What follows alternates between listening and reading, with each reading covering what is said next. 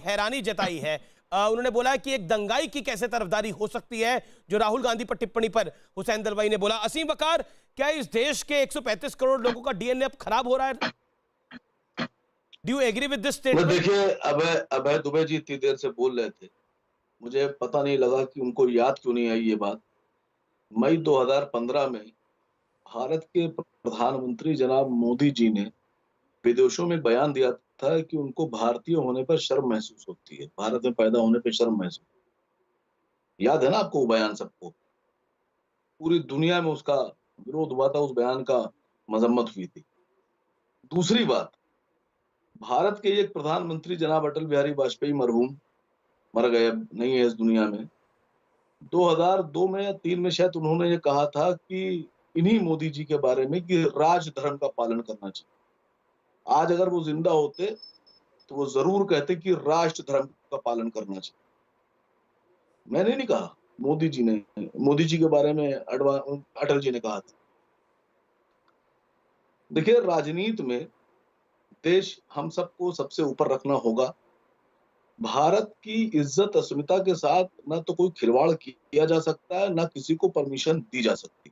असीम वकार, आप ऐसा मान रहे हैं कि भारत में का जो डीएनए है, अब भारत के लोगों का डीएनए वो अब धीरे धीरे खराब हो रहा है, जो बात कही गई, यू एग्री टू इट? नहीं, मैं कह रहा हूं कि 2015 में मोदी जी ने ये बात कही थी। मोदी जी ने ये बात कही थी। कब कहा था नरेंद्र मोदी ने कि भारत के लोगों का डीएनए खराब हो रहा है?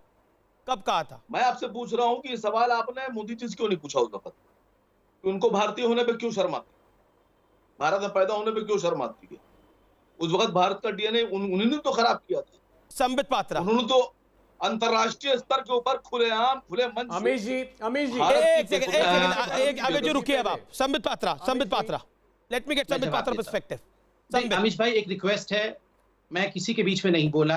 पिछली बार मेरे बीच में अभय जी बोल रहे थे, आपने मेरा साउंड कम किया। अगर मेरे बीच में वो बोले तो उनका साउंड कम करने से कोताही मत करिएगा। अब मैं बोल लूं आराम से।